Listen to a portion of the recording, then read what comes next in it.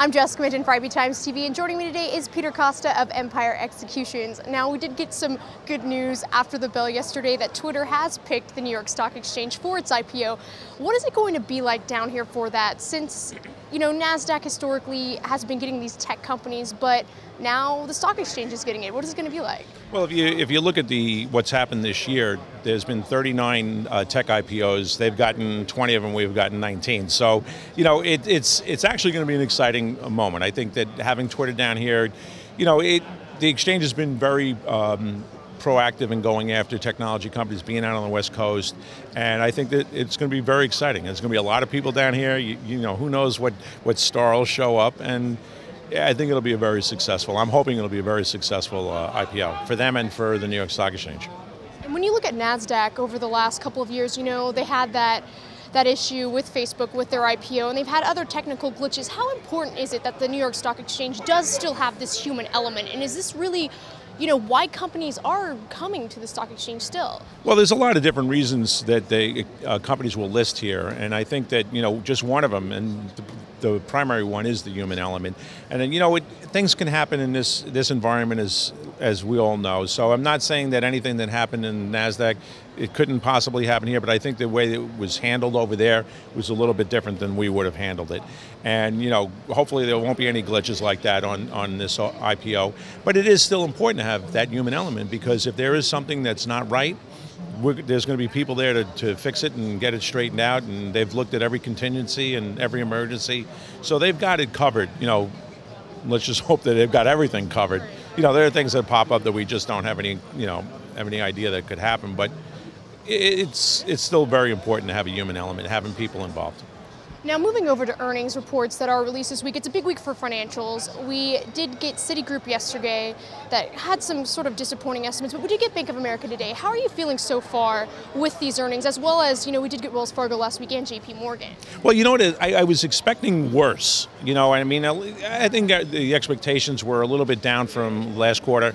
But I was expecting a lot worse. They're under a lot of pressure regulatory-wise, and it's without an economy that's growing at a 3 or 4% clip, it does make it more difficult for banks to expand their businesses and to be profitable. But that being said, they've done a pretty good job considering the environment we're in and considering the regulations that they're under. I do think that they've done a fairly good job. I'm not a huge fan of it because I think right now everything is fairly priced. I don't really think that that's where I'd want to put my money. But you look at them and they've done pretty well. Even if there is a little bit of a disappointment, it's not super disappointing. Now, earlier this morning, we did see stocks jump, and we are getting closer and closer to that Thursday, that big deadline for this shutdown, for this looming debt ceiling that's going on. Do you think we're going to get that sort of 11th hour decision? And if we don't, how is the stock market going to end up reacting to that? All right, well, I do think we're going to have some sort of 11th hour decision, because our political process, or our politicians, or the U.S. government doesn't really know what the result will be if we do go to a default or we don't get the debt ceiling hike.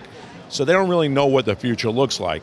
So to me, not knowing it and rolling the dice on something like that for some political means is ridiculous. So I do think that they will settle. I do think they're going to come up with some sort of extension, which is ridiculous in itself to have an extension when you should just solve the initial problem. But if they do that, for the next 4 months, and they do have an extension, and the market's going to react positively to something like that. I don't think it's going to be a super positive, 300 points one day, 500 another, because I think that the market is going to go back to where it should be. Whatever the pricing mechanisms that have been in place prior to all this, it's going to return back to that level anyway. So I think there will be some sort of either movement up or down, but the market is going to go where it's going to go. And I don't think it's going to long-term have a major effect, because companies are still earning money. There's a lot of other situations that are still very, they're not much more important, but they are very important to the individual stocks. So I do think that we'll have a reaction of some sort come tomorrow, come Friday. Is that right? Yeah, tomorrow and Friday. But I don't think, long term, I don't think it's going to affect the overall market, because companies are still making money, and there's still a lot of, very viable, profitable companies. And finally, Fitch Ratings did warn about the US's AAA credit rating because of everything that is going on in Washington. Looking back to what happened in 2011 when S&P did downgrade the US, should we be concerned that even if we do have some sort of resolution, we might get some sort of downgrade here? Oh yeah, I think it's very possible, and that just makes it more difficult for the government to get their financial house in order. But regardless of if they do or they don't, you have to remember that where are people going to put money for the safest place? Even with a default on some notes that we have, there's no other place that's going to be as secure and as safe as U.S. Treasuries, even with this problem. So like if you have all your money in Treasuries, where are you going to put it? You're not going to put it in corporate bonds. There's too much risk involved. You're not going to put it in an emerging growth company. I mean, you have to leave it in the U.S. Treasuries. So yeah, it's going to be more expensive because borrowing rates are going to go up.